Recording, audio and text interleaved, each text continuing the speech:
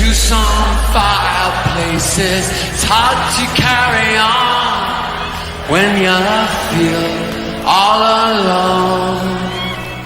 Now I've swung back down again. It's worse than it was before. If I hadn't seen such riches, I could live with being poor. I'll sit down, I'll sit down, I'll sit down. Sit down next to me. Sit down, down, down, down, down. With sympathy.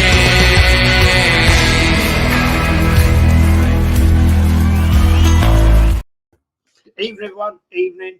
We're just waiting for Kenny. Kenny's running a little bit late. He'll be here shortly. Lee, thank you for coming once again, mate. Always a pleasure. And we're going to have a lot to talk about tonight. First thing I want to talk about, Lee, when we were in pre-season, right, that is the time, for me, that you mess about with the team. I mean, I don't care about pre-season results. What I didn't like, Lee, on the weekend was him, again, Arteta, tinkering with what I just found a very confusing lineup. I mean, I just don't see the point of that. Partey at right back? No, don't see that. Then you move across Saliba? No. And you have Jurriën Timber, excellent. And we're going to come on to that one. We are going to come on to that one, mate. I hate this tinkering, and I think if this is what Arteta's going to be doing, we're in shit. We're in trouble. What do you think, mate? Firstly, thanks for having me back on. Appreciate it. Big up the chat. Sub to this channel if you ain't. 33 subs from 4K. Sub now. And big up to everyone inside. But yeah, I'm with you, mate. I think pre-season, I got told all the way through pre-season, oh, but that's where you're supposed to experiment. Okay, cool. That's great. Fantastic. So that's where you're supposed to experiment. Have we ever played that lineup in them positions before? We haven't, have we? We haven't played them in pre-season at all in them positions, right? As far as I'm aware, we have not played that lineup in them positions in pre-season. So the first game of the season, why? That needs to be highlighted. Secondly, why was Gabriel Magalhaes dropped? Tactical reasons. What were the tactical reasons? Nobody probed him on that. It's just, oh, it's tactical reason. Oh, okay then, Mikel. Like, yes, Mikel, 3 bags full, Mikel. No, what tactical reasons? Because this has been a mainstay in our team, this player. He's been part of one of the best partnerships in the league last season. He's played most of pre-season, if not all of it. I can't remember. I ain't watched all of them, so I don't know. Yeah, but I know we ain't started at 11. And then you go and drop him on the first day of the season, which I just found mad. That was more of an issue for me than Thomas Partey at right back. Thomas Partey's played at right back a couple of times, so I kind of get why he put him there. But that's not to say I agree with it. But to drop Gabriel Magalhaes, somebody I've been critical of, but I've also, on the flip side of that, said since January, when we came back to football after the World Cup, he's been absolutely class. Yeah, yes, towards the end of the season, we all fell off a cliff. Yeah, but he was still the better defender out of the whole lot of them, even in that period where we collapsed. Yeah, because he's running around chasing Rob Holding. Like, and then you look at the midfield and you're in Timber at left back. I know he played there in the Community Shield, but we didn't buy him to play left back. And if we did, you got to question why we bought Zinchenko first then. Why didn't we just buy Timber last year? That makes no sense. Yeah, and I know we want competition, but we've got Kieran Tierney who can't get in the squad. And when he is, he can't get a game. He went in the squad at the weekend. We've got Tomiyasu, who's always injured, has played everywhere other than centre-back pretty much, which is his position, apparently. He plays right back, then he plays left back, but he was on the bench. So why didn't he play at left back and put Timber at right back and go with the normal back two? Weird. We've got Kivior, who has played left back in pre-season, but he decides, no, I know, I'm going to put Timber at left back. Then we've got Kai Havertz in midfield as part of a free. That made no sense to me. Baffling. You've got a guy in Declan Rice who's coming that we thought was playing as a number eight for replacement for Granit Xhaka, playing at DM. Okay, cool. He played DM for West Ham for all his career. Not an issue with that, but a bit weird. And then you've got Odegaard playing right mid. That's not our best formation, first and foremost. And well, it is our best formation in terms of 4-3-3, but the way it was a 4-3-3 weren't really a 4-3-3, was it? Yeah, it was just a 3-4-3, yeah, or a 3-1-6 as all the hipsters want to call it. And then you've got the front three, and even though I don't rate Eddie Nketiah, at least he played him in his own position. This didn't play him left wing or something. Do you know what I mean? He actually put a striker in the striker position. Yeah, and then you've got Saka and Martinelli. We know their class. But then when the game starts, you're thinking, right, okay, this team lineup's mad. Yeah, and then after about 15 minutes, Johnson gets a chance because Saliba's switched off and just let him run through. And I'm just like, hold on, what is going on here? Yeah, luckily he missed it.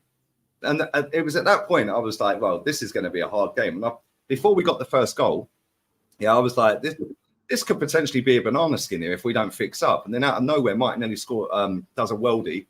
Eddie scores a nice goal, albeit deflected. Nice little drop of the shoulder. Yeah, fluid little movement and bang, takes the shot. And then Saka scores a worldie. But then after that, Jez, what did we really create? Nothing. Not a great deal, if anything. And I'm seeing people say we should have won 3 or 4-1. What game were they watching? Yeah, if they had started with the team, who did we play? Nottingham Forest. Sorry, if Nottingham Forest has started with the team that ended the game, that might have been a different game, mate. That might have been game over at half time. Yeah, because we were not playing great. We weren't tinkering it around. Yeah, and for me, there was no cohesion. You're playing Thomas Partey out of position. Ben White, yes, I know he is a centre-back, but let's be real. He wasn't great at centre-back in his first season here. He was very good at right-back. So there was no need to change that. But if you want to change that, put Timber at right-back and put him at centre-back. Yeah.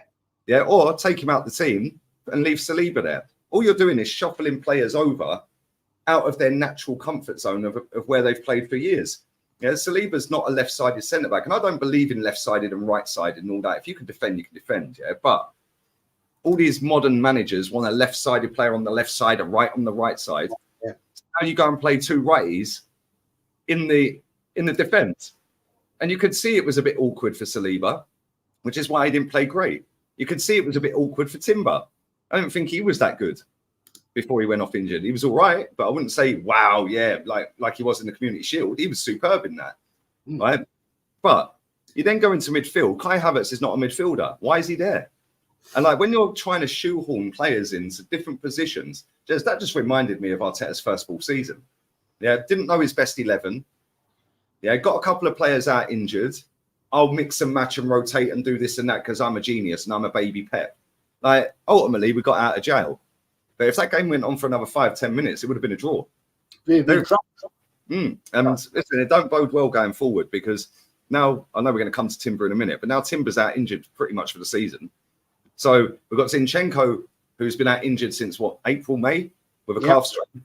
Although he did play in the game the other day, the virtue signalling game. He played 11 minutes in that. Amazing how he could play for 11 minutes in that, but can't play for Arsenal. Cool. We've got Jesus out for God knows how long. And now we've got Timber out for the season. So we've got one left back out. It's not a left back, but he's playing him at left back. And now the left back that we played at left back last season is out injured and has been for 3 months with a calf strain. Then you've got Tomiyasu who can play left back, but he's always out injured as well. Currently he's fit, but for how long? And then you've got a proper left back that can't even get in the squad or get a game that could be leaving. It's a shambles. And people are just brushing this under the carpet. Jez, if we get a couple more injuries to any of that defensive line, yeah, we're done. And especially, and you know what's going to happen, right? And God forbid it don't. As soon as that transfer window shuts, the very next game we play, we're going to get an injury. And it's going to be a 3-month or a 2-month or a 6-week or something like that. Whether that be to a midfielder, Declan Rice maybe. Never been injured in his career. He will be this season. Thomas Partey's injury prone. Yeah. Tomiyasu and Zinchenko and Jesus are injury prone. The only ones that ain't are Gabriel Magalhaes. She's pretty much fit all the time and available. Ben White's pretty much fit and available. Odegaard's fit and available. Saka's fit and available. Martinelli. The rest of them have all got a little bit of iffiness around their fitness. And I still look at our bench and I looked at it at the weekend and I just don't see where we've improved. I really don't. All 3 of our new players started. And then you look at the bench and you've still got the same people on the bench that were there last season. It just, and that was Son, the goalkeeper. I think he's a great signing, by the way. But yeah, I do. But is this manager, well, we'll come to that. I'll save that. But is this manager ruthless enough to make big decisions? Well, we've seen over the years that he ain't. Yeah, constantly plays Saka, runs him into the ground. Yeah, I thought he was one of our best players at the weekend, if not the best player. Yeah, I thought Thomas Partey, albeit playing out of position, yeah, I actually thought he'd done all right. And I've been told so many times by people since the game, oh, but he wasn't playing it right back if you have a look. Well, I see him getting absolutely roasted on the right wing. Yeah, so what, is he not playing it right? Oh, but with the ball he wasn't. Like, with the ball, without, mate, stop complicating football. Yeah, he was playing it right back. Yeah. And at the end of the day, Jez, if you nullify Saka and you nullify Odegaard, that's pretty much it. As much as I love Martinelli is not as consistent as Saka. When he is good, he's unbelievable. I think his level's above Saka when he's good, but he's not as consistent. Yeah, Saka's a steady 7 out of 10 most weeks. Martinelli will go 3 out of 10 one week, and then a 9, a 7, an 8, 9, then a 3. You know, Saka's a pretty much steady Eddie, 7 out of 7, 7 out of 10, 8 out of 10 every week. And if you nullify him and nullify Odegaard, who's been very good in the last 12 months, you pretty much stop us creating. Yeah, I mean, I have great fears now, Lee. I honestly think I'm seriously concerned, especially with the Champions League. Is he actually going to absolutely piss around in the Champions League with stupid lineups? And I just don't get this now. We've lost Jurrien Timber. That's right. I mean, he's out. He's gone. You know, ACL injury. He's got to have surgery apparently tomorrow. I am absolutely bloody livid about that. I said it on your show the other day. What kind of bloody medical staff have we got? I know our club doctor left and went to Man United. Surely we must have employed somebody else who would have assessed that and would have given advice to Arteta and to the bench staff and said, not sure about this. I think apparently it was the other leg that he injured in the first half, which is true, it was. Yeah. Right? And apparently the medical staff said, no, that leg's fine. He's cool to play. The player said he's cool to play. But this is where I have an issue with it. Don't risk it. It is the first game of the season. You've got Tomiyasu on the bench. I think Kiwior was on the bench as well. Both have played left back. So do not risk it. Even though he's saying he's cool and the doctors are saying he's cool, well, he obviously wasn't cool because now he's gone out onto the pitch again. 4 minutes later, his ACL's gone on the opposite side, or opposite leg. So clearly, yes, they obviously didn't know that. So we can't blame them necessarily. But for me, I'll be going, no, I ain't risking it. We've got 2 other players that can play there. Let's just get him out of here. And you never know, he might not have done his ACL. Yeah, it's all in hindsight, of course. But surely he would have been putting more stress on that leg to compensate for the... Because let's be real, he went into that tackle. It was a bit of an innocuous one, but he was in some pain. Yeah, that might have been bruising on the shin, bruising around the muscle, on the shin bone or whatever. Yeah, and then he's going to be putting more on his right side, and maybe that's what's done it. I don't know. I'm not a surgeon or a doctor, so I don't know. I don't really know. But what I do know is that he walked off of that pitch, hobbled off of that pitch right at the end of the first half. And I said to you, I said to the chat, I said to everyone on the stream, I said, I don't want to see him in the second half. No, I heard you. Yeah. I don't want to see him in the second half. Even if he's telling that everyone's fine and the doctors are saying he's cool, I don't want to see him in the second. I said it on camera. There's all these people that want to rewrite history and say, oh, you're blaming the manager and you just got an agenda. Well, I did actually say it at the time before he did his ACL. Yeah. In fact, I'm actually going to find that clip because I've seen enough idiots online today chatting crap about me. Yeah. People sending me clips of this and that. Oh, you're blaming the manager for him getting injured. Yeah. Well, no, I'm blaming the manager for making a decision on a player that's just joined our club that was clearly in pain, regardless of whether he says, I want to play or not. And regardless of whether the doctor says he's clear to play, you as a manager have big decisions to make. You're the manager of the football club. You've got 2 other players that can play. They're sat on the bench. Just get him out of there. Get him out of there. Wrap him up in cotton wool for a week and then get him play against Palace. Yeah. I mean, I'm absolutely gutted for him as a player. I'm seriously pissed off myself because I think he's a quality. I've seen him play in the Champions League. Champions League, and I think he looks a decent player. And I'm thinking now he's out. That's him done for the rest of the season. Because by the time he's had that operation, that time he has to rest and Then he's got to go for rehab. Then he's got to get fit. He's done that. Then he's going to have to play some under-21 games to get his fitness levels back up. Yeah. We ain't seen him for a year, mate. We ain't seen him till next season. Yep. It happened to Gascoigne when he did that in the FA Cup final. If you remember that. He got overexcited. And the thing is, he might not ever recover from that, Jez. Yeah, and that can happen. That can happen. He might not be the same player he was. Like we've seen so many players over the years do an ACL and never come back the same. Yeah, but A, because of the surgery, and B, you in the back of your brain, you're going to think, "Oh, I don't want to do this again." You not back out of a tackle. Yeah, you don't play your natural game. You don't go into tackles as hard. You don't run so hard. Right? I don't know. Like we've seen a lot of players get ACLs at Arsenal. Bellerin got one when Emery was here. I think it was the other one that got one when Emery had a couple. Who was the other one? Can't remember.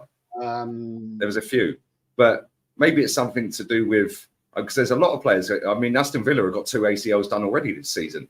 Yeah, Buendia and Tyrone Mings have both done ACLs, I think. And again, when Emery was our manager, now I'm not blaming Emery, but you probably can blame the coaching staff as well as Emery to a certain degree, because if he's got a proven track record of having 2 or 3 at Arsenal, 2 or 3 at Villa now, then there's something you're doing wrong systematically in your training methods. Absolutely. Whether that's your coaching staff telling you to do X, Y, Z, or you and the coaching staff putting a plan together. Maybe they're running too much. Maybe they're going in too hard in tackles. Maybe the training ground is too hard, the pitch. It's all wear and tear on the body. And eventually, it does catch up with you. And it's sad because that kid's so good, man. Just seeing him like a couple of Champions League games, seeing him in the Community Shield. I didn't think he was amazing in the first 40 minutes or 50 minutes that he played, but he was good touch. You can tell he's got technique. You can tell he's cool under pressure. And we were looking forward to seeing him this season. And I think the fact that he's played him at left back a couple of times, I don't think it's because Zinchenko's out injured. I think it's because he wants him at left back. So if that is the case, then that's just ripped up all of his plans for the season. Has he got any plans, Lee? I have to ask you that. I'm sorry. I question that because I don't know. I'm just going to Oregon Gooner, man. Member for 12 months. Thank you, friend. Why can't Arteta just play a 4-2-3-1? It's a simple game. Rice and Partey in front of the back 4. Ain't fucking rocking science. Big up legends.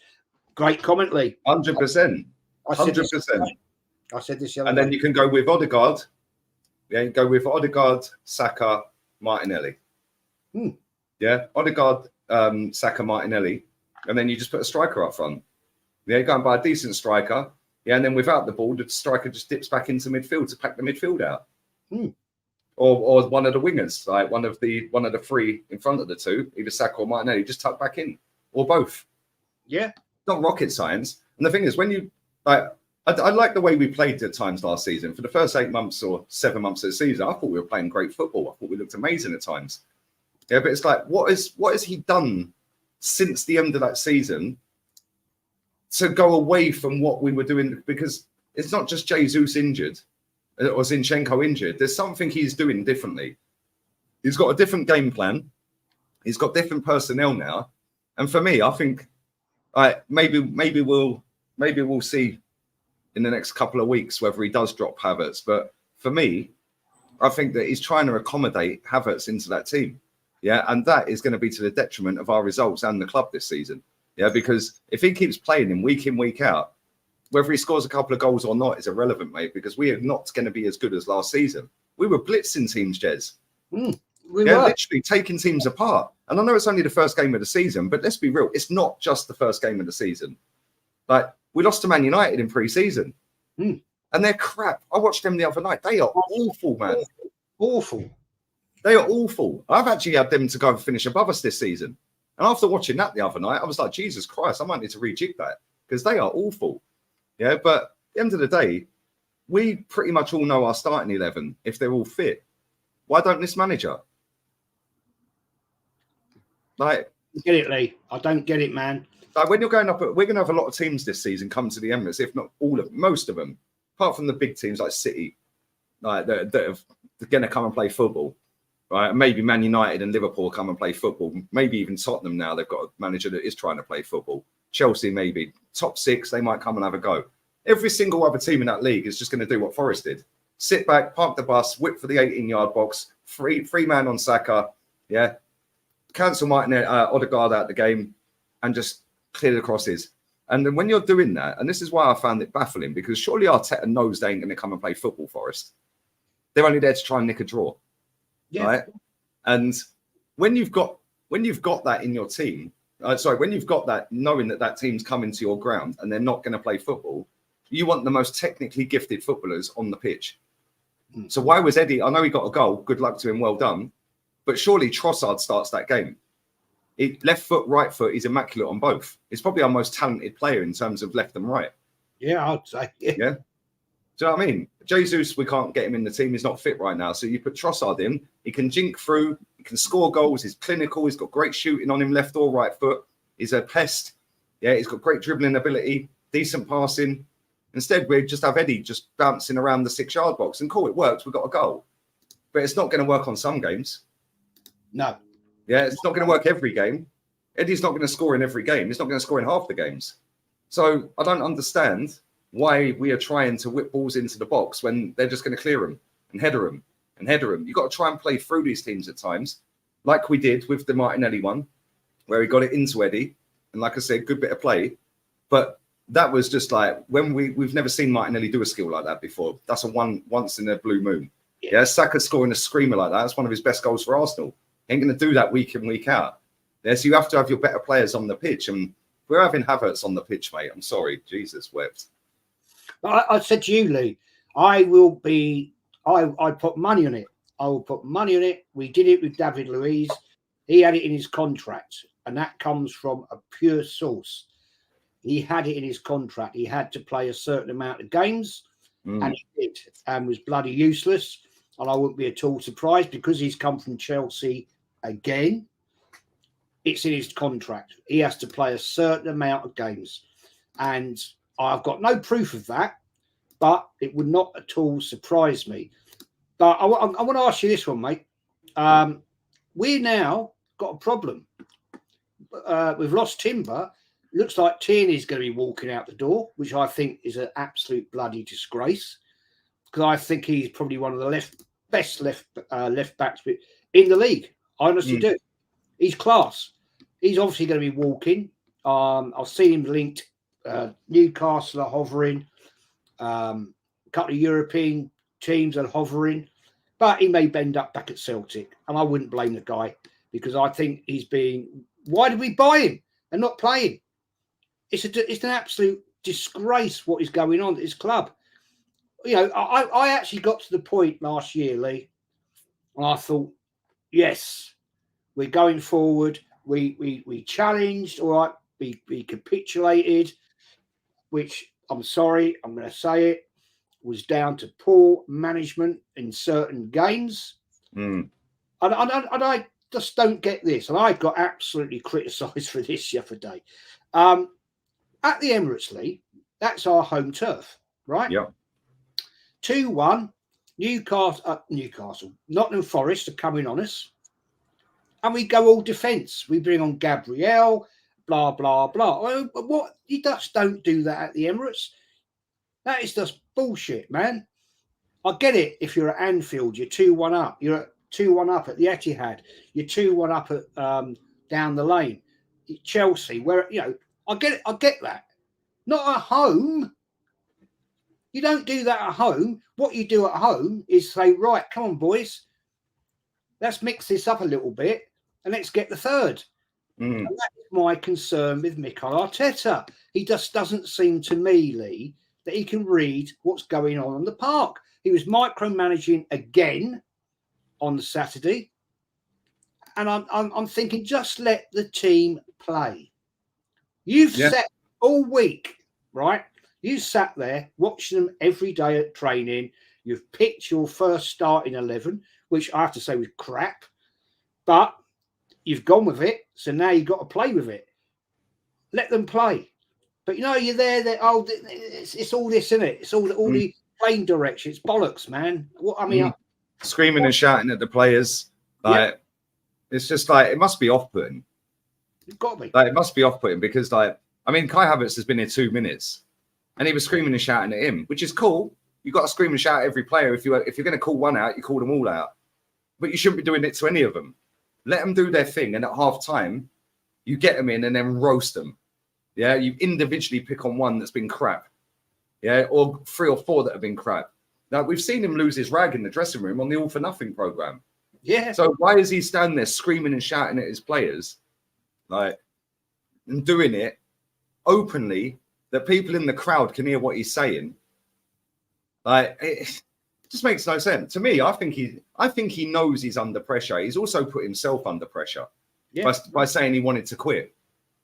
Yeah, and then he thought about it and thought, no, I'm coming back. But you know what? That could have been a blessing in disguise, or it could be the worst thing that's ever happened is him saying, no, I'm coming back. Because now he's coming back with a different idea of how to win the league because his idea last season didn't work. So now he's coming back and he's overthinking it. Yeah, we've seen when Pep was in the Champions League, getting nearly there, semi-finals, quarters, all that, always overthinks it. Always overthinks it. The 1 year he doesn't overthink it, yeah, and he goes, right, we're going with this. We're not going to be too gung-ho. We're going to sit back. We're not even going to bother attacking Real Madrid in the Bernabeu. We're just going to sit back. Yeah, and Real Madrid were baffled. Like, why isn't this team attacking? He done that. Big Steve was telling me, yeah, he was speaking to a lot of the players. And he said, he told us not to attack at the Bernabeu. Yeah, and the players were like, why don't you want us to attack and get a goal? It's like, no. We are not attacking Real Madrid at the Bernabeu. And the players were like, okay, cool. The amount of times Bernardo Silva got the ball on the right-hand side, never took on Camavinga once. Yeah, and the reason he did that, Steve was saying, is the players told him. Steve was at the party for the treble and all of that. He got in with all the players and all of that. It's sick, unbelievable. Fair play to him. But he said the reason that Pep did that is because Real Madrid would think, well, this guy ain't that good. And then they'd come to the Etihad and they'd go at us. And that's where we then slap them. And that's exactly what happened. Yeah. To me, that's genius. But if that's us, we're going to Real Madrid and we're going to attack and get pammed. Yeah. Yeah. But this is what Pep was doing. Pep was attack and getting pammed. And it took him 4 years or 5 years or 6 years to realize, actually, no, I can't just go gung-ho in every single game. I have to actually have a different game plan for each team. Whereas this manager seems to think he's got the same game plan that works for every game. Yeah, but now I think that what's happening is he's got Havertz in there. He's got Rice in there. I think Rice will be a good player for us, by the way. I think that's a top signing. But I agree with that comment earlier. 4-2-3-1. Rice and Partey.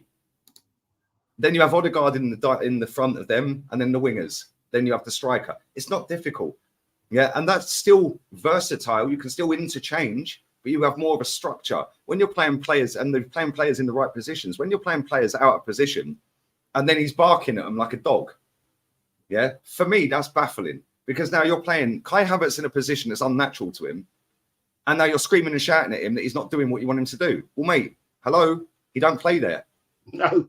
Yeah, you're playing Thomas Partey at right back, and then when he's getting roasted down that right wing, you're having a go at him. Well, hello, he's a DM. Like, how about stop overcomplicating things? Yeah, just go back to basics. Yeah, just go back to basics. Play players in their right positions. We looked solid at the back last season when we had Ben White at right back. Yeah, Zinchenko, okay, lesser degree, but because Ben White can actually defend. Yeah, but Zinchenko gave us the inverted side on that side of the pitch, and then we had our two centre halves. We looked so solid in games last season. Even if Zinchenko was a liability at times, it didn't really matter because Gabriel would come and mop up.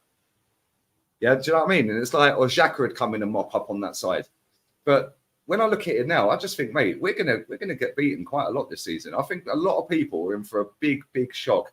Yeah, and all the people that want to sit there and say we're negative and we're toxic, well, let's rewind to this time last year when the transfer window was still open and I rated it a 3 or a 4 out of 10. Yeah, and everyone was like, oh, you're negative. I said, we need a striker. Well, hello, we still need a striker. I said, we need another defender. Well, we still need another defender. Yeah, we need another midfielder. Well, we still need another midfielder. We need a right winger. Well, we still need that. There's 4 players. I even mentioned goalkeeper as well, by the way. So there's another one. We've now sorted that. But then come Christmas last year, oh, we got a thin squad. It's because they don't believe in what they're saying. A lot of these people, Jez, it's hope. They hope we become good. They hope Arteta succeeds. They hope Havertz does well. They hope Eddie can score the goals. They hope this. They hope that. How about let's have some guarantees here? I guarantee if you play Saliba all season, he'll be one of the best defenders in the league. I guarantee if you put Gabriel Magalhaes next to him, he'll have some bozo moments, but as a pairing, they'll be one of the best in the league. So why are you dropping him the other day? I guarantee if you put Partey and Rice together and they stay fit, they'll be one of the best central midfield partnerships of the season. Yeah, put Odegaard in front, he'll be one of the best attacking mids this season. Saka and Martinelli, they'll be two of the best wingers this season. It's not rocket science. When you want to start fucking around with it, winds me up. And then people go just buy into it. Just the amount of people I know, right, that are actual proper friends of mine that are so far up this manager, it is mad. Yeah, and these are intelligent people, like smart people that run businesses and stuff like that. And they're like, no, it's just from hatred. They're saying it from hatred. It's like, well, come back to my factual information and give me something back then. No, it's just hatred. It's because they haven't got anything. It's hope, mate. Yeah, they hope he's going to be good. And ultimately, so far, all he's done is prove me right. He's been crap for 3 full seasons. Yeah, he won the cup, but that was in a half season with a different squad. He's changed the whole squad. 26 new players, Jez. How much more evidence do these people need?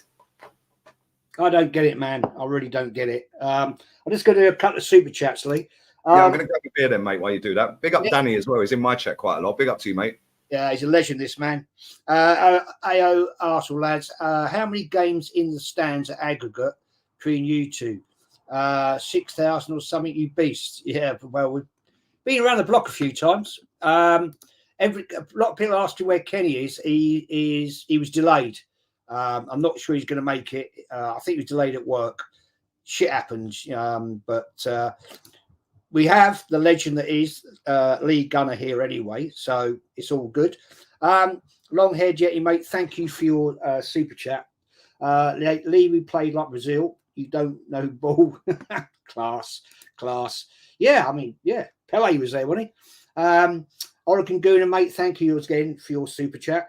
If we're 3rd or 4th in January, I want Arteta out and Eddie Howe in. Oh, I'd go with you on that. Eddie Howe, look what he's done at Newcastle. You know, absolute. The other night, opening game 5-1 against the Villa with our old manager Unai Emery. So I can't knock on that one. Seriously, I had great expectations for this season, and I'm already deflated because I just think it's going to be a bloody shit show. We lost I think a class player, but we're going to move on. Very, very quickly, sorry to cut you off. That comment about it getting Eddie Howe. Listen, I like Eddie Howe. I think he's a good manager. Yeah, but I wouldn't want him. Not because he hasn't got a good style of play and he's got Newcastle rocking. No European pedigree whatsoever. Yeah, we're going to see how well he does in Europe this season, which is going to be an interesting barometer to see whether he can kick on. Because I do think he's a top manager in the making. But no European pedigree. I want a manager that can do it in Europe. Yeah, because then at least if we don't win a title, we're going for Europe. Yeah, and we're fighting on 2 fronts. And whenever anyone asks me, oh, who do you want as manager then? As soon as I say Diego Simeone, the amount of abuse, mate. The amount of abuse is mad, Jez. Yeah, it's like, what more does this guy have to do? Oh, but he plays negative football. They scored the same amount of goals as Barca, who won the league last season. 5 less than Real Madrid. And the same as the champions. But he plays negative ball. Yeah. First game of the season, they won 3-1. I said last night on a show, I'd take, somebody said to me, who would you take as a new manager? And I said, Diego Simeone. And they were like, oh, no, he's boring. I said, well, so is George Graham. It's not boring if you're winning, is it, Jez? Let's be real. Really? Not when you're winning. The old boring Arsenal. If you're at the end of the season, you're like that. Yeah, that's not boring, is it? Let's be real. Let's be honest. He very nearly went invincible. So he if won. Sammy Adams hadn't have gone to jail, he probably would have gone invincible. Yeah, we would. I mean, we lost to Probably Chelsea. would have. Who was it that got injured in that game? Uh, Steve Bold. Steve Bold got injured. Yeah, Steve Bold got it. So we had Steve Bold off injured and Tony Adams in nick. Yeah. Lost 2-1. All we needed was a draw. If both of them were in that game, that's George Graham invincible, mate. Yeah, absolutely. And let's just I just want to put this out there. He won in Europe, dare I say. Yeah. Got to 2 Cup Winners' Cup finals, won one, lost one. Fair play. Okay, happens. And won just about every English domestic trophy. Yeah. Is Wait, that the real Troops in the chat, or is that a snide? If it's the real one, big up Troops. I love you, bro. I don't know. Where is he? I can't see him. Just above the super chat. Yeah, if it is Truth, big up, bro. Love, man. Yeah, I think that is the real Troops, to be honest. Things you can't tell just on StreamYard, can you? But if he's got a grey tick in the chat next to his name, that's him. But yeah, big up to him, man. Yeah. Anyway, another super chat from Danny, man. You're relentless. Kenny knows the game better than anyone. No rants, no fiasco from Ken. Just clear vision of the game. Yeah. I bow down. I bow down to his knowledge. I really do. I'm going to move on, Lee. We've bought, I think, a great goalkeeper. Yeah. And certain Brentford fans are in meltdown about the deal because, okay, it's not going to be happy to you guys, but it's Arsenal. We're a big club. One of the biggest clubs in English football history. So if we go knocking on the door and say, we want you, and he wants to come, we're in a position to negotiate a better deal. That's how football works, man. I mean, we should be able to bully smaller clubs with all due respect. I like Brentford, but we should be able to go and bully smaller clubs. The Premier League, since it's been founded, has been bullying clubs all around the world for their players. Hence why it's the most watched league in the world. And this is why I don't have an issue with Saudi doing it, because this is how the Premier League was founded, really. Coming in, throwing more money at players than anyone else, and it's now we're going for the money. So big up to all the lads that are going to Saudi and getting their paycheck. Yeah, but in terms of the goalkeeper,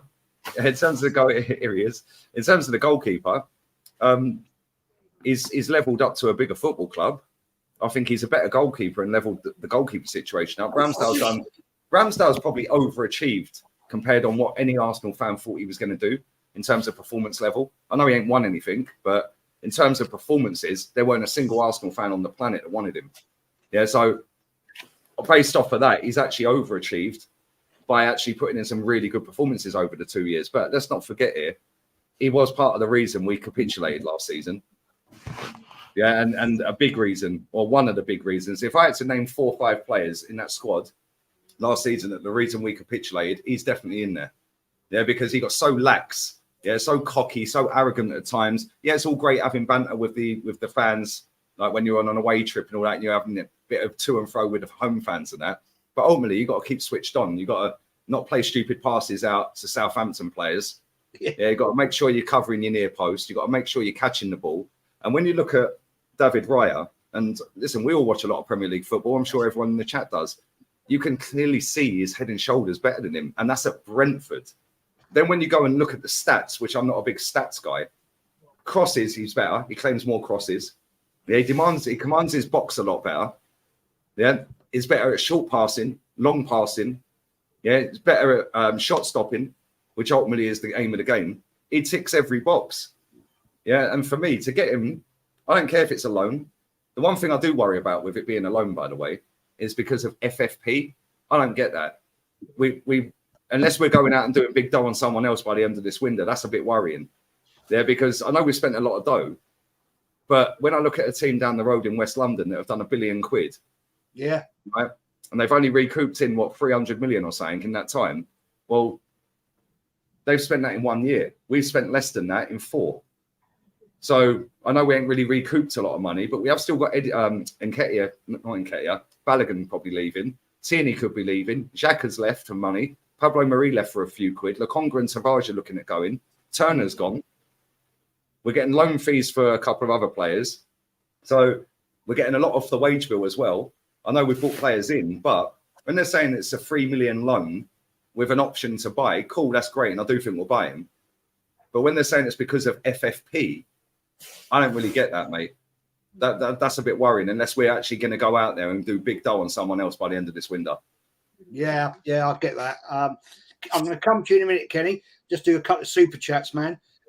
Flames fan Ben.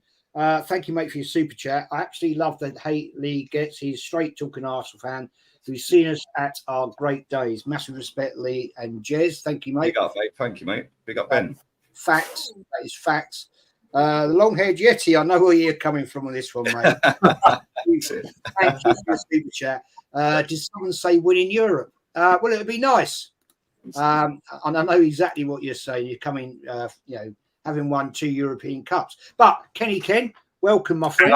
I just want to apologise to your viewers for my lateness. It's just that I'll tell you in between. It's something something to do with solicitors. You know what I mean? Right. Yeah, I'm at it again. You know, when you mention solicitors, you know what I'm doing, don't you? Yeah. Yeah, I'll tell you afterwards. Yeah, okay. Are you trying to put a consortium together to buy the club, Kenny? Is that what you're looking at? You know what? It's solicitors. Like when you get solicitors to send you stuff that are meant to come first thing in the morning, and it comes in about end of the day. I'm trying to go through it, and before I knew it, the time went on. And the missus, you know what I mean? Don't worry, man. You're here now, mate. Yeah. Anyway, but I can see stuff being mentioned, like Troops' name's been mentioned. Yeah, Troops is there. Yeah, he was in the chat, man. Troops, Brilliant. Joining, Hi, Troops. How you doing, mate? Thank you, man, for coming in. Getting massive YouTubers like you and Lee in here, mate, it's something quite special, to be fair. I just want to say, I am 30 away now from the 4K wall. And it is a wall because it's like when you play golf, Lee, you get to a certain standard and you can't get over that wall. And it's been like this for about 3 months. It's get close, back, close, back, close, back. So if you are new, please like and subscribe. It does help the channel, seriously. If more likes we get, there's 246 watching, which is a lot for my channel. The more likes I get, it obviously gets the traction out there, and it really does help us and get more content out. Andy Hart, member for 2 months. Thank you, my friend. Shame to hear about Timber. Do you, Lee, believe we can get Laporte? And if we do, I think decent replacement. I'll ask Kenny that one first. Can you just join Kenny? Then I'm going to go to Lee. Kenny, right. Go on. Yeah, I heard about Laporte. I think he came back from quite a serious injury, but last season before that, with knee injury, and then he couldn't get his place back because of the form of Diaz and John Diaz and Akanji, and then he found himself further down a pecking order. So he is a very good player, be a good backup. But the fact is that I don't think he'll come to us just as a backup. He'll want to come to start. But I just keep on hearing rumours regarding Gabriel. I don't know where they're coming from. I'm hearing rumours that 1 minute he's looked at a Spanish club's looking at him. The biggest Spanish club in the world is looking at him. Then I heard rumours about Saudi Arabia, and then he gets left out at the beginning of the season, the first game, the most important game where you want to set your stall at. So again, he is left-footed. He is the sort of right-footed, left-footed combination. He'll have to be very sure of Laporte's fitness because Laporte, obviously he's an international with Spain. So people say he's a City reject. Do you want any of City's reject? Fit is he's a good player, but I'm just concerned about the rumours about Gabriel. Hopefully they're just fake news, but they're not going away, are they, guys? No. Laporte, Lee, what do you think? I don't want a single City player at all, apart from Haaland. Yeah, and the reason I said this about Mahrez as well. Terry asked me this a couple of weeks back.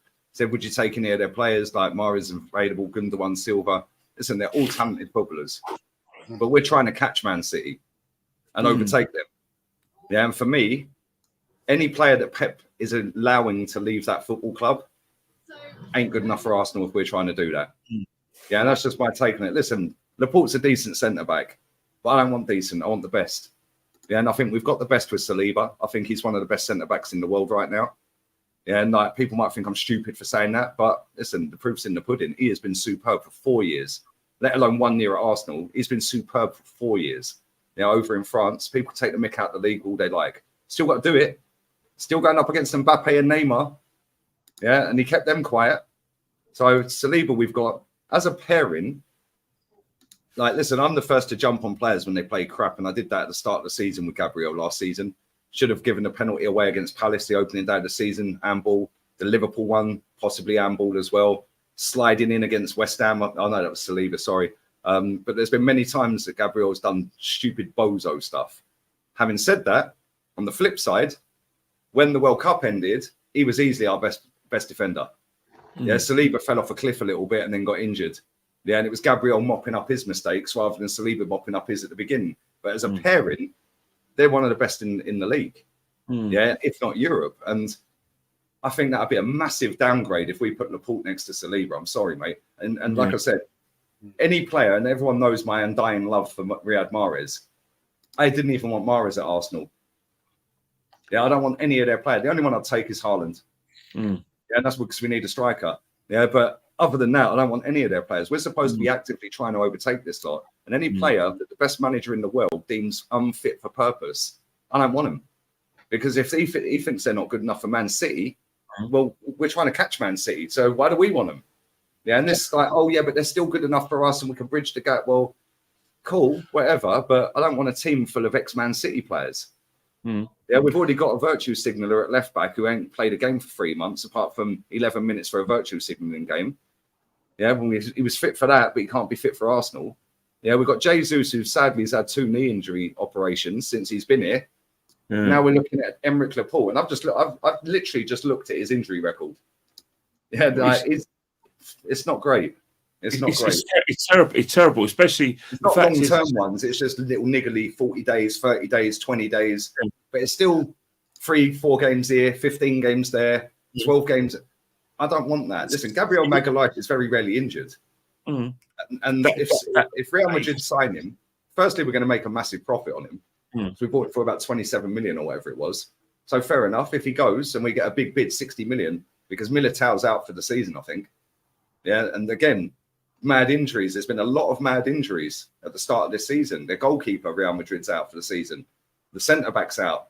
Tyrone Mings is out. Emi Buendia's out. We've lost our player now, Timber. There's been a lot of big injuries so far this season. Sorry, Liam, just sorry, cutting in. Oh, mate, go on. You know those things I was saying about after lockdown.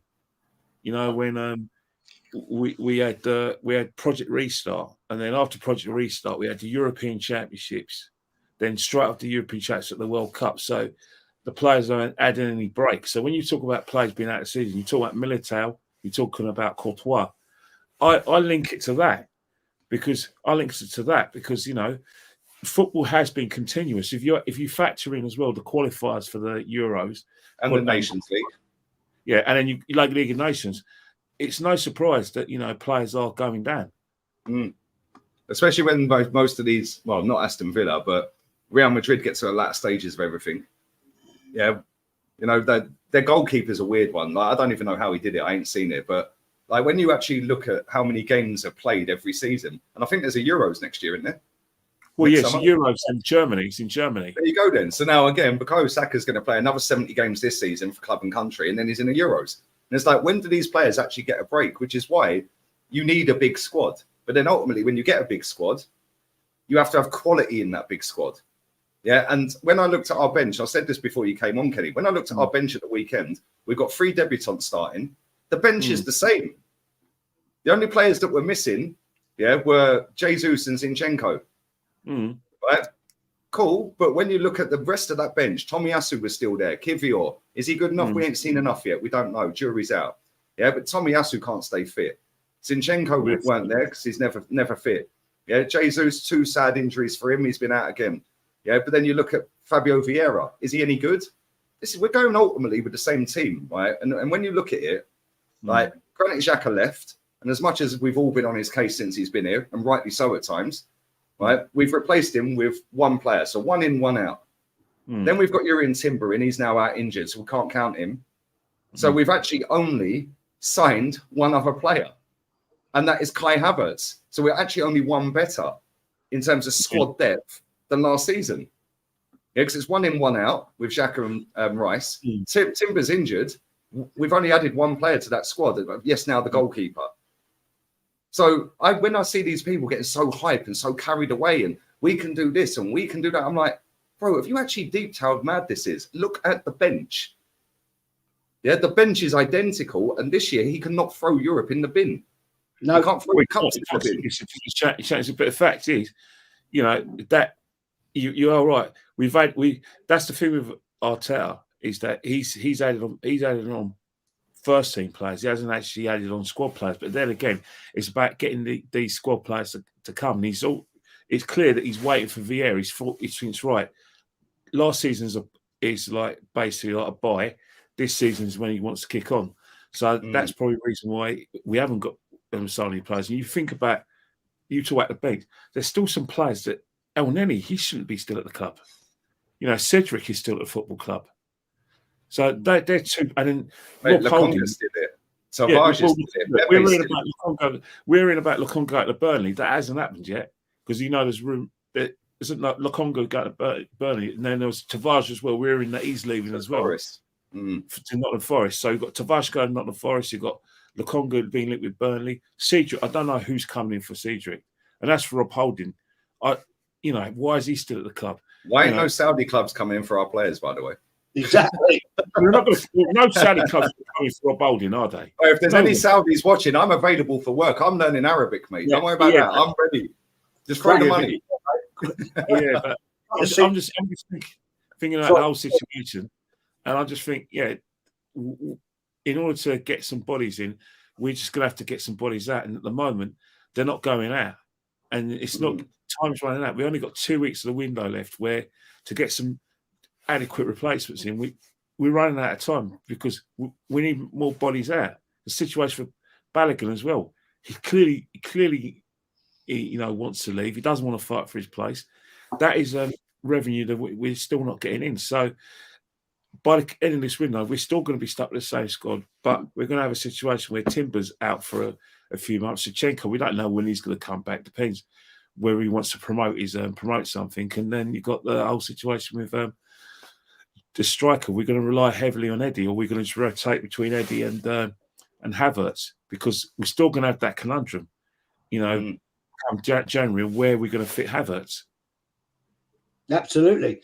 I've just got a couple of super chats, and I'm going to do a cheeky ask. Andy Hart, I think Arsenal should have a punt on Tony, Ivan Tony. I would. I don't even understand why we ain't bought him yet, mate. He can train as of next month. He's allowed legally to train next month. So go and sign him. Get rid of Balogun. Get rid of Lokonga, Tavares. Rip up a few contracts if you have to for Cedric and Pepe. If that's what the worst has to happen, we have to do that. Yeah, and then just go and put a bid in for him. Yeah, you get him a little bit cheaper now. We've got a good relationship with Brentford, hence why they've helped us with FFP. Like I said earlier, I don't get why we're struggling with FFP, but there you go. They've helped us. Go and get him. You're right, Lee. The thing is, he's better than what we got as well. Because the thing with Arsenal fans, I don't know if you've touched it with with Aaron, but there seems to be like, we like the player, we got attached to him, so no one can go, and if someone's out there that's better, they can't take his place. Well, as much as Jesus has been played really well for us, it gives us an extra dimension. If Aaron Tony was available, and with Jesus' injury record, Tony goes straight in my team. He goes straight in because he's what we've been crying out for. We've been crying out. We haven't replaced Thierry Henry, and we tried to replace Thierry Henry with players like Adebayor. Obviously, that didn't work out. So he went after a season and a half. He went to Man City. We know he's forced out. Robin van Persie. you know, the little boy in his head told him that, you know, he needed to go to Man United after scoring 30 goals. So, you know, the biggest elephant in the room is we just haven't replaced, you know, our main striker. And Ivan Toney. We haven't replaced Aubameyang. Let's be real, Aubameyang. We haven't even replaced him, mate. No, we haven't. haven't. Have we got a player in this? Have we got a player that can come into this squad right now that's already here and go and get a golden boot this season? We haven't got him. Yeah, so you know what? The reason why I've got about Aubameyang is because again, it's just like he was cooking for us under Unai Emery. Then the first season with Unai Emery's team, we won the FA Cup, and then Arteta tried to change the way we played, and that was it. Aubameyang was all of a sudden the issues that Arteta his alleged lateness, his alleged demeanour around the club, it became a problem. Yeah, I agree. That's why I always thought he long term. Arteta looked at Aubameyang's attributes, but nah. But because he's a big name, I'm going to have to manage this well and get myself in a situation where I have to win this battle with him. But initially, he needed to keep it inside because you have to look at that season. So that's another. So that's why I don't really count Aubameyang as a player we haven't replaced because the players who were definitely playing part of the Man U's plans were the Henrys and Henry, and then after that was added Bayor until we needed the money, and then Van Persie. Yeah, I just got a couple of super chats I want to shout out. Sorry, and I'm going to cheeky request if you're in there, mate. It'd be great to do a stream with you and Lee and Kenny. That would be legendary. Yeah, get on it, man. Get on it. Yeah, Troops, get in contact with Lee, and we can set that up, man. That'd be that'd be legendary, honestly. Oregon Duna, thank you, mate, for your super chat again. If we had any marbles, we would sell Uda to PSG, get Mbappe in. Well, he's going to Saudi Arabia. Or Madrid. We're not going to get Mbappe's fighting his place now, isn't he? We ain't getting Mbappe. Mate, but you know what though? Real talk here. We haven't signed a single world-class player and win the Champions League. Nope. I thought we could get world-class players. We said it. We signed some good players, but we ain't signed any world-class ones. Nope. Yeah, that's the thing. You and I know that sort of the manager we have in terms of like the way he likes to work and his personality. He seems to want to work with players who, how do I say, players who listen to him, players who aren't exactly leaders, but players who he thinks he can improve. A world-class player would question. Oh, could you imagine him trying to manage Mbappe? It's Mbappe, not no, I'm playing up front, mate. No, I don't care what you say. I'm playing up front. He's already proved that that he has to be the biggest personality in the dressing room. Because if you look at the players he's got rid of Mesut Ozil, a higher earning player. The way it works out of Aubameyang, towards the end, the impression I got is that I don't think he was fully in with giving him a new contract. I don't think he was up for that because you don't sign a player on a new contract. Players won the FA Cup and then all of a sudden you change your style of play to the extent that he's rendered ineffective. I'm sorry. Sorry. That means that you weren't in on the decision to give him a long-term contract. Long-term contract, yeah. Because you have to. The problem started in the lockdown season with him with Aubameyang, and it culminated with him missing the Spurs game. And after that, it was downhill. Yeah, real quick. Yeah, and I just because there's a great comment I'm just going to come to. Longhead Yeti, mate. Thank you, mate, for another super chat. Havertz like buying Bergkamp on Wish. Yeah. Well, yeah. Okay. This is a comment. Tata Ginger 88. What's annoying is Pepe is levels above Havertz. I would totally agree with that. I think Pepe's class. But he's done. He's dusted. We ain't going to see him again, unfortunately. No, not not under this manager. Not this manager. From what I saw last But season, he's gonna outlive Pepe. So listen, we have to accept that. I like Pepe. I know you guys do as well. But well, listen, Pepe played up front. Yeah, why don't we give him a go up front? Yeah, but then people go.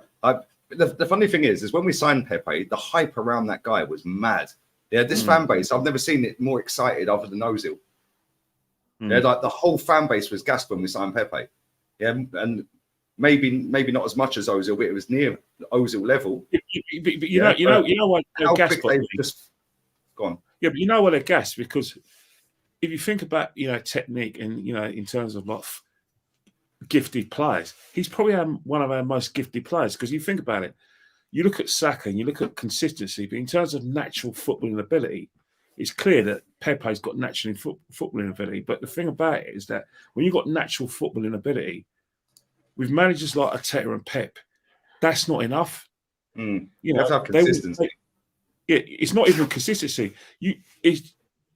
Arteta has a go at, used to always have a bag him in front of me where I sit because of the stuff he wasn't doing off the ball.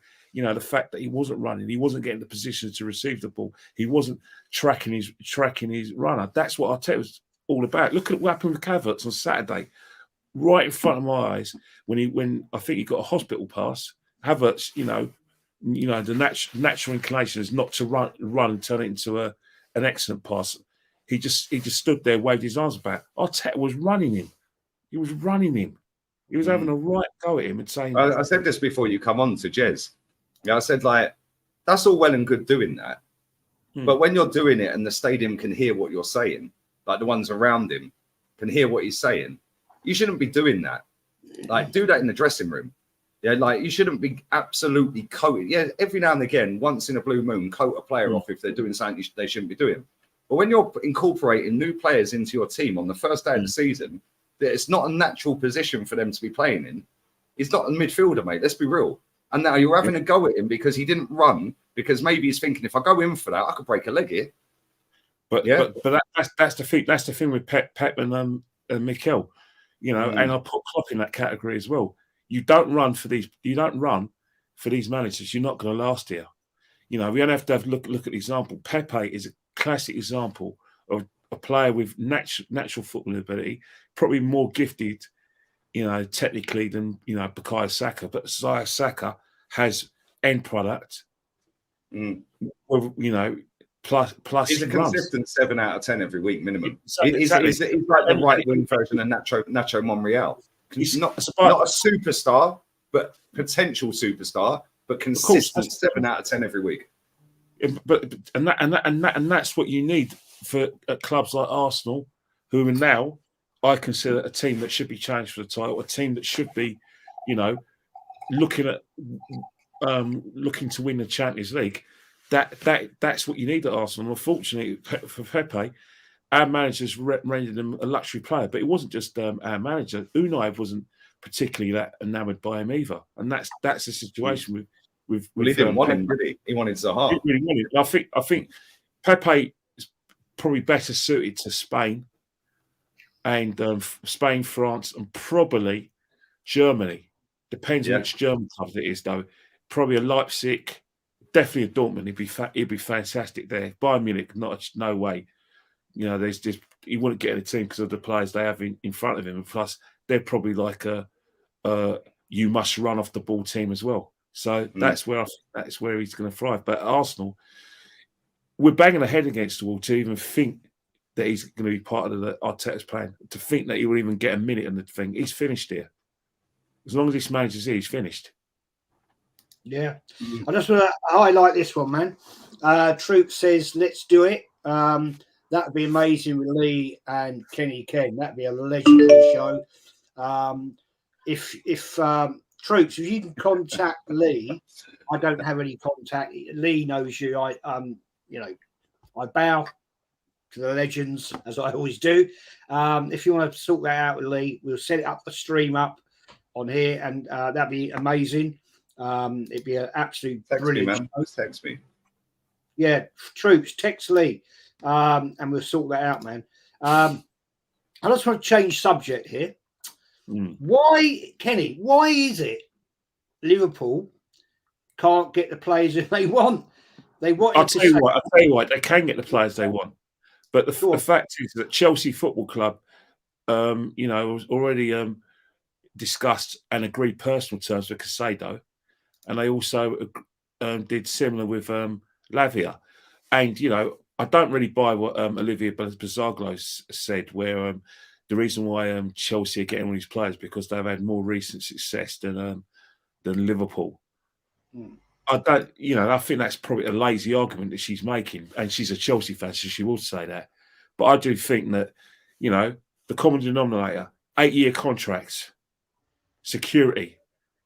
For you think, look at Casado, his family are very impoverished back in Ecuador. He's probably set up his family for life, and his kids' family as well. So that's the law, and the same thing with Lavia as well. Plus another situation as well is that they'll probably get in a team as well. There's no doubt that those two players are getting a team, but I put it down to those 8-year contracts, and them agreeing the personal terms beforehand, because again, Liverpool only made a bid for Casado at the 11th hour because Chelsea had their first bid turned down because it didn't meet Brighton's valuation. So maybe Brighton used Liverpool as a kind of a tool to get more money out of Chelsea, and it's worked. And I think the same thing with Lavia as well.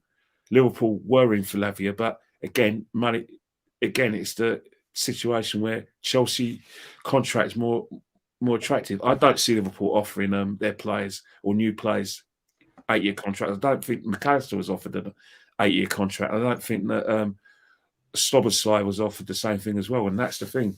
Players want some sort of security, especially the younger players. The top players will say 8-year contract. What?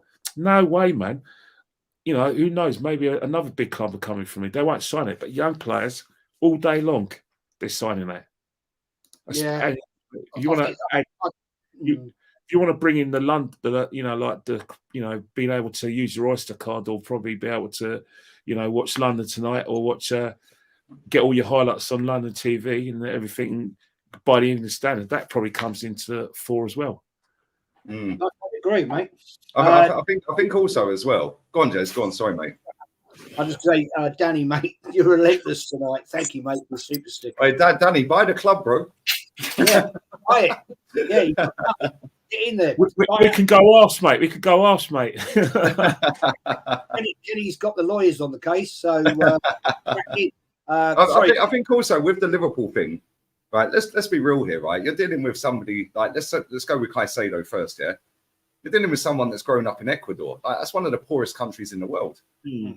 Yeah, like he's 21 years old, and do you think he gives 2 flying Fs about Liverpool's culture and heritage and history? Couldn't care less. No, I think Liverpool fans, they're very deluded at times. I know a lot of them, and they are so deluded at times, man. They none of them mentioned FSG when they were doing the Champions League and they were on for a quad. No mention of the ownership. Soon as they start going down this route, oh yeah, it's the ownership. Let's be real. They've got a bigger income than Arsenal Football Club. Right? Yeah. They've won more than Arsenal Football Club in the last decade, probably longer than the last decade. Yeah.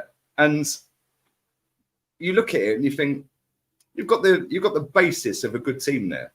The problem with Liverpool is when they were at the top, because if you said 18 months or 2 years ago, right, Liverpool are going to be in this position where Jude's rejected them, Tchouameni's rejected them, Camavinga rejected them, Enzo's rejected them, Caicedo, Lavia, the list goes on and on and on, right? Everyone would have sat there and, nah, you're just chatting rubbish, mate. And the turnaround is like that. And the reason for that is when they were doing bits and when they were tight waist and relentless 14 straight wins, but City pipped them by a point, they got complacent. They should have been going out there actively then, going and getting a Henderson replacement, a Milner replacement. That's exactly what they did that's exactly what Liverpool did in the 80s and 90s. And that's why Liverpool did. They didn't modernise Melwood. They still wanted to keep the boot room mentality. And then what was happening is that the younger players that they were bringing in the 90s, they didn't have the personality Yep. of the players that Kenny Dalglish, Bob Paisley, and Joe Fagan were signing. Also, another thing as well, Graham Smith got rid of all the older players, so there was there's only John Barnes left to show him, Liverpool way, and Bobby Rushy. And that's the thing. Liverpool never learn. But then again, we're no Rangers ourselves. We're just as capable of resting our laurels because we did it before. We rested our laurels straight after the Invincibles. Yeah. We thought that we never took Chelsea's, money or like acquisition of players very seriously because we thought, we're always going to finish above Chelsea. We're always going to beat them on the park. And look where it got us. We thought it was just going to be us and Man United. Man United. Look at when we finished behind Leicester the next season, or was it that season? We only signed. Yeah, it was that season. Yeah, we only signed Petr Cech, and we finished behind Leicester. If we'd gone and signed a striker, we would have won the league. And it's like Liverpool. They're very arrogant at times. Listen, I don't dislike Liverpool, and I know Liverpool fans are hearing this will probably think I hate Liverpool. I don't hate Liverpool. Yeah, I actually rate them for doing what they've done since Klopp's been there, right? But Klopp is now falling into that Wenger bracket, of backing the ball, lying through his teeth, protecting the ball, not calling them out, sitting there going, I apologise about the £100 million signing of a player when Pogba signed. That's the way the world's gone now, and then you don't get him. The fact and reality is that football club is absolutely in the gutter right now. They've had Jude Bellingham reject him, rightly so, because Real Madrid's a better prospect. Let's be real, right? You've had Caicedo say, I want to go Chelsea. This is a team that finished 12th, right? 12th can attract a player over Liverpool with a better manager at Liverpool, probably a more settled squad. Definitely a more settled squad, arguably a better squad, because they've played together for years, most of them, and are in European competition, albeit the Europa League, and he's chosen them. Liverpool can pay the fee. They bid the fee. Chelsea have bid $5 million more now and got the player. But it's the lure of actually, I don't really want to live up there. I don't care about your heritage and your history. Like you said, 8-year contract, you're only going to offer me 5. Yeah, you're going to pay me 300 grand a week. You're going to pay me 250. I've now got 300 for 8 years. It does make a difference, man, and people don't realise that. And Liverpool can do that. This is what pisses me off. Yeah, Liverpool and Arsenal can actively go and spend like Chelsea and like PSG and some of these other clubs, and we have proven that since Arteta's been here. We can pay top dollar. We can pay big money. Liverpool, everyone was saying, they can't afford Jude. It's 100 million.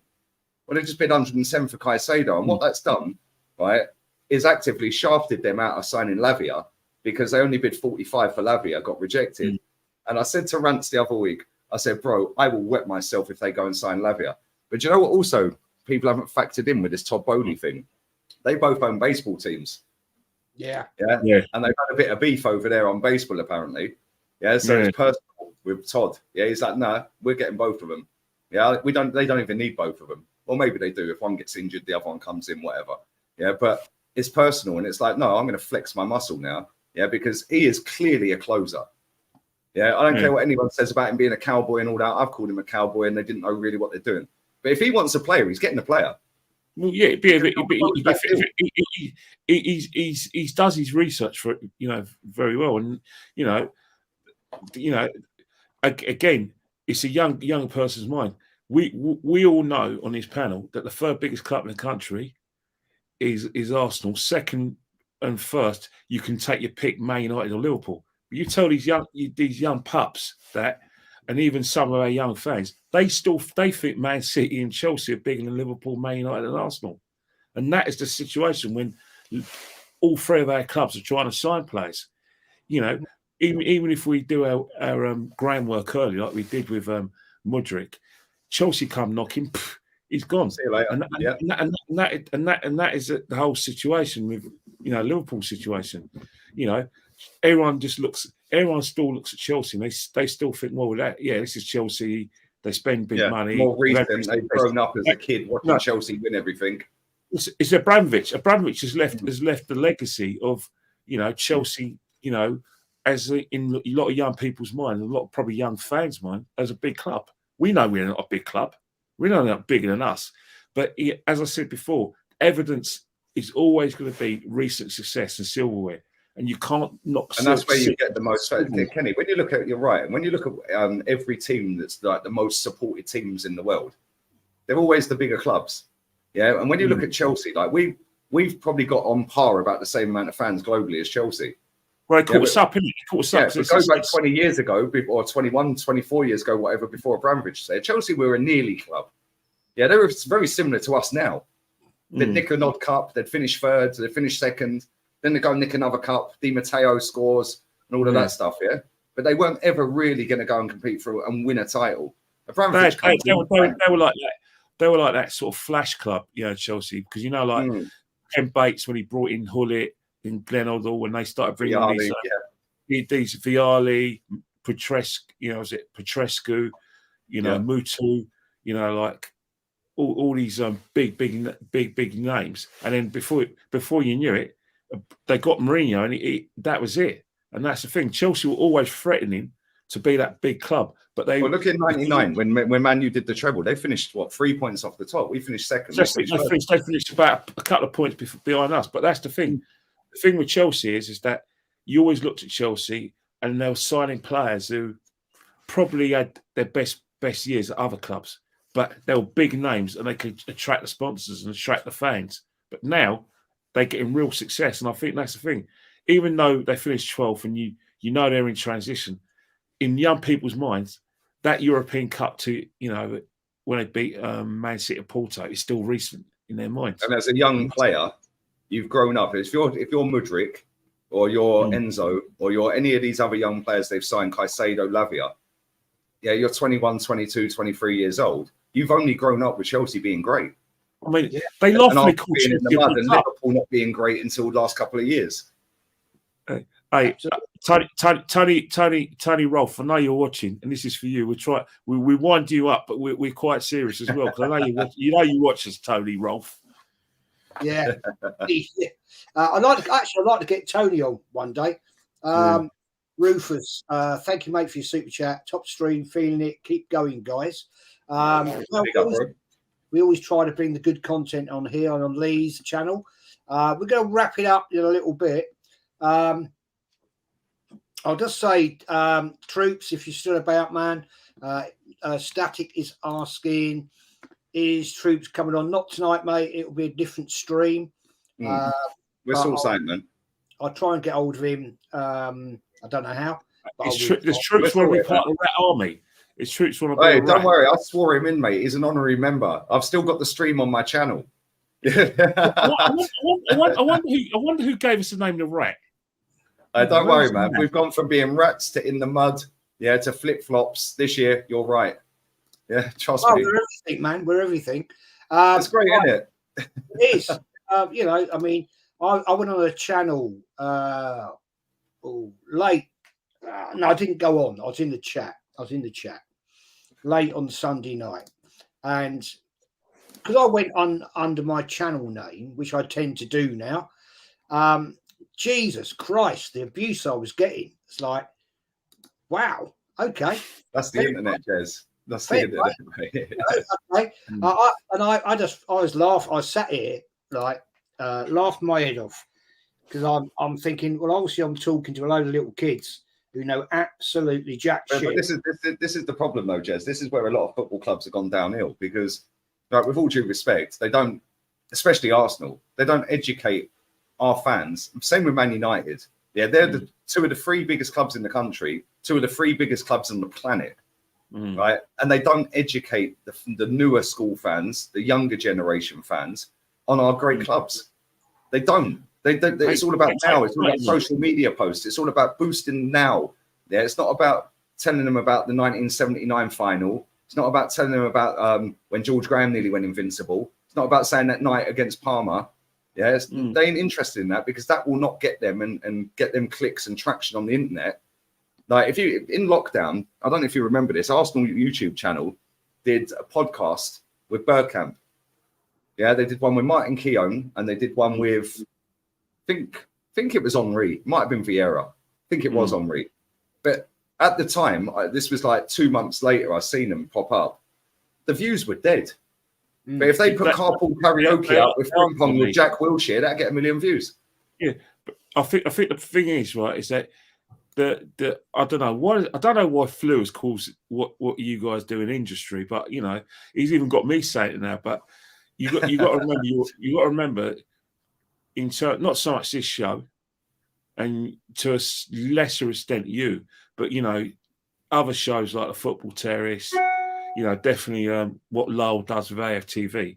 It's YouTube is the audiences are for those particular shows which got really high ratings are young person's how do I say it, plaything in terms of like they like that. They like they like right now. They like, you know, things with a touch of you know, how do I say it? They want a bit of banter, you know. All they want is that they want their shows to be maybe an hour. Drama. They want, you know what I mean? And I think that's the thing. That's why a lot of YouTubers tend to be successful, because they do know their market inside out, and they know they know that their market invariably are kids who are doing their GCSEs, A levels, and then probably, you know, young persons. And I say it respectfully, who still live at home. So we're talking kids who are maybe from about, you know, doing their GCSEs up until about late 20s, 30s, and that's the market, and that's what sells, and that's why you get the high views. You know, if I was to tell, you know, like some of these kids about, you know, Brian Talbot, he scored was it our second goal in 1979? I said, who's Brian Talbot?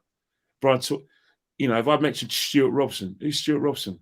If I mentioned I only know Stuart Robson from ESPN, mate, and he's anti-Arsenal. No, for ESPN. All right, that's what they say. He's anti-Arsenal. He hated Wenger. Yeah, but if I was to now mention Ian Wright, yeah, we're all over it, because Ian Wright, you know, he is in touch with his younger self in terms of the way, and he's more prominent within the Arsenal community. Which definitely, yeah, and you know, like Ian Wright brought a lot of fans to our football club, especially when he signed in '91. So, in that respect, that's the market. But you know, I always say there's always room for, you know, the old school, because a lot of people who come to speak me at matches, they like the content that, you know, that obviously that you guys do. So there is a market. You know, we just have to teach these old codgers like us how to use YouTube, how to you know, use modern technology, and we're ready to go. Well, you've done very well for the last 2 years, Kenny. You've got a mic, you've got a nice piano in the background. I don't know. I've done that. That's got me the biggest fluke. Do you remember when I used to always pop out of podcasts, or I was scratching it, or sound like I was underwater? Now look at it could be worse. Claude was upside down on one stream. Do you remember that? Oh, Claude! Oh my God! He was hanging upside down like Batman, mate. It was hilarious. Oh. Thing is, Lee, I got told I did a stream. Kenny was there. Saturday night, 8 o'clock. Did a late night one. And I've actually never done it before. One at 8 and one at 9 o'clock on last night, actually. And Lee, we can never ever go to Arsenal. I know, I've been told, mate. Yeah, I've got a bounty on my head, mate. Yeah. It's not like I've heard that before, is it? Mate, it was miles worse in the Wenger in, Wenger out days, mate. Like, this is what we're going to do. The internet's hilarious, man. I love it. I find it hilarious. By a 12-year-old. You know what I'm saying? You know, I mean, so... Do you know what the funniest thing for me is, yeah? Like, the funniest thing for me, like, and I said this to Kenny, you wasn't here at the beginning, right? Maybe it's my other show. I think I did say it. Mason Mount dropped a stinker the other night for Man United. So TalkSport posted out his stats, right? 0 shots, 0 chances created, 0 tackles, 0 ball recovery, 0-0-0 on everything, yeah? So his brothers took to Instagram and said, I can't believe that TalkSport are trying to cause abuse to my brother. He's the nicest, kindest human being, and he's had a successful 18-year career, blah, blah, blah. So that's now obviously Exactly, right? So check this, yeah. 18 years. Right? How old is he? What is wrong with that? It's not abuse. They put out factual information, right? His brother's got in his feelings over it, yeah?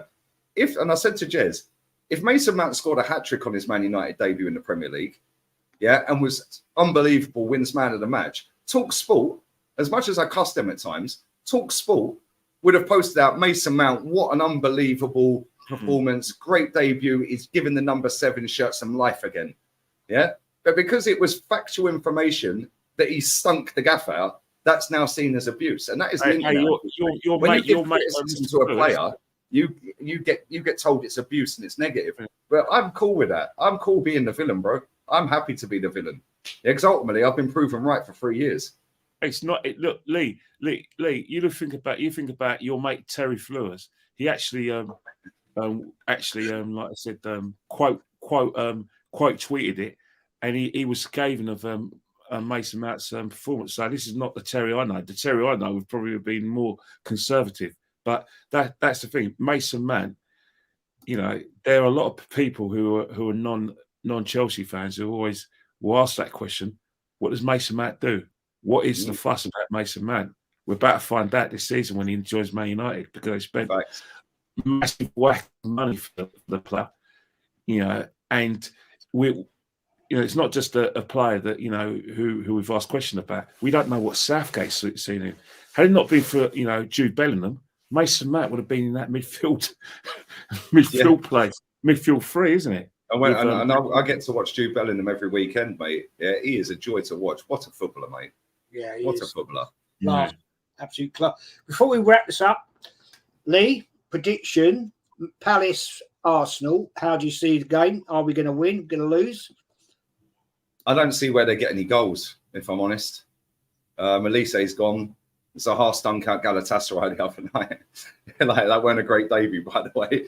Yeah, it can only get better for Wilfred. So their goal threat's gone. Elise's injured anyway. He wouldn't have played even if he stayed there. Eze is a bit of a threat, but I don't see where they're going to create enough to score any goals against us, if I'm honest. They might nick a goal off a corner, might get a dodgy pen or something stupid we do and ping a free kick in. But ultimately, I think we've got too much for them. But they're not going to go gung-ho. They're going to do... Listen, Nottingham Forest gave them the blueprint. Just sit on the width for your 18-yard box, get 3 man on Saka, yeah, and just stop Odegaard. You got half a chance. Keep in the game for as long as you can, and then decide whether you want to actually have a go at the end. Yeah, and if you're still 0-0 at the end, you might want to have a go, or you might just say, solid, we're staying and get a draw. But we need to come out the traps quick. I don't want to see no poncing around like we did for the first 20-odd minutes the other day. No. Yeah, and then even when we get a goal, do not dare sit back. Yeah, I see us do that way too many times after we'd got to the top of the tree and we were at the top of the tree. In that run, in that last 10 games, we get a couple of goals, then we sit back. You're asking for trouble. Get a goal, suffocate them, and keep going and absolutely annihilate them. Because listen, at the end of the day, I actually think Palace is the best away day. That and Newcastle are the best away day. I like Palace fans. They're relentless. Big up Jack in the chat as well. But I don't see how they beat us, mate. Yeah, but we need to be a lot better than we were at the weekend.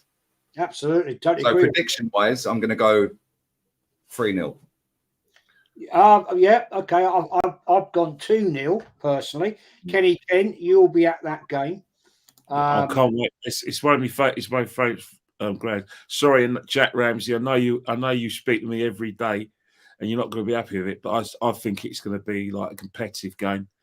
You're going to give your all, but I think you're a defensive mistake away from us nicking it. So I'm going to go 2-1 Arsenal, because I think that our pace on the counter attack with Martinelli and Saka, I think that will see us through. So I think that it'll be a goal. It'll be our hardest away game, like it normally is wherever we play Crystal Palace. But I just think that our pace will see us through. So I'm going to go 2-1. Yeah, okay. I'm going 2-0 personally. But just to wrap it up now, guys. We've been going now for nearly an hour and a half. I don't want to hold up Lee and Kenny.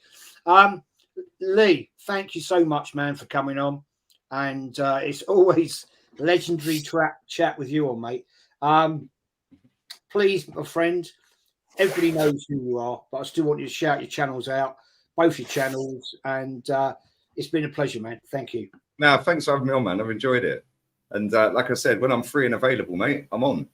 And the chat's been sick as well. Big up the chat. Don't worry about the main channel. That'll take care of itself. Sub to Lee Reacts. I want that on 20K. Yeah, I'm going to check right now. Yeah, because it's over 19. So where are we? Here we go. 19,261. Get that to 20K. Yeah, because that would be a big milestone, man. I appreciate everyone who has subbed to that. I've had a video drop on there about Harry Maguire refusing to leave, and it's not his fault. So go and check that out. I cried. I gave factual information about Mason Mount's brother being a div. So go and check that out. That was the video I dropped earlier. And I've got one coming out about Bernardo Silva literally about to pen a new deal at Man City, which is huge for them, especially with De Bruyne being out injured and Gundogan and Mahrez leaving. That's coming out in 3 hours, just after the Super Cup final finishes. Cool. Thank you, mate. It's always a pleasure having you guys on. People now call us the Three Musketeers, which is pretty much true. We don't talk bollocks on here. We talk. People might not. You have to say it as it is. You know what I mean? Because you know. Yeah. I got called the other day on a Newcastle show, and the guy said to me nicely, very nicely, "Thank you for coming in. I was only in the chat," and he said, "This is one guy that doesn't hold back any bullets." And I said, "No, I say it as it is. And if people don't like it, they don't like it. I don't give a flying fuck at the end of the day. It is what it is." Kenny, mate, where can we find you? You can find me on Instagram at KennyKen1972. And obviously, I'm going to be at Selhurst Park looking forward to one of my favourite away games. It's not going to be easy, but there is a lot to do, you know, around Fulton Heath. There's some nice West Indian takeaways there. Also, they are trying to do a bit of Nigerian African food as well. So, you know, you want a bit of culture, you want something nice for your supper.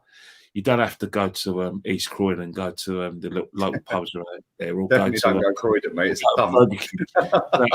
You know, and you know what? That West Indian place I go to before every Crystal Palace game, they do take cards as well. So you don't have to bring cash. They take cards. Cool. They've entered the modern era. Is that what yes, they have. Like they've been back in the 50s. I don't know, man. I don't know about that. But or you can go to Sainsbury's, which is not far from the No. which is on the way. So if you want to go and get some West Indian food down here, mate. You know, there's actually another West Indian place, restaurant time. Yeah, restaurant, there it is. Which is right next to the Sainsbury's as well. Yeah, it is. It's a bit. Fulton Heath is a bit of a shithole, but there you go. Never mind. Anyway, guys, thanks for watching. Thanks for subbing. Please, if you're new, get me over the 4K wall. I'm trying. Have you not hit 4K yet? Oh my days! Come on, man. What is this not doing? I can't see. I don't know. I don't know, man. You can't see it on StreamYard, can you? I've no idea, bro. But we'll get there eventually by Christmas, maybe. But Lee, mate, thank you for coming on. It's been a legend. Kenny, Ken, mate, thank you for coming on, my friend. It's just what a time to have an emergency when I was about to have, you know, the Rat Army were all together all in one podcast. You know, we need to get together in one room, and that will happen. Hopefully, before we're all pensioners. You know what I mean? Well, I am. You're not a pensioner. Yeah, I've retired. I'll take my personal pensions. So I've still got 20 years to go, mate. I don't know. They told me that, you know, I probably have to work till I'm 69, so I've still got a few years left. Yeah, I think that's. I'll tell you what. If any Top Gooners get hold of me, I might not live to see my pension. God, yeah, really? Yeah, yeah. Yeah, that's going to happen. Not. Well, I'm going to do the outro, guys. We're out of here. Yeah, big Thanks up to for everyone. watching Big up everyone in the chat as well, man. Love always. Yeah, it's been an awesome chat tonight, and thank you to everybody's put in a super chat. That's amazing. That's the most I've ever had ever. So thank you very much, Lee, Kenny. We're out of here, man.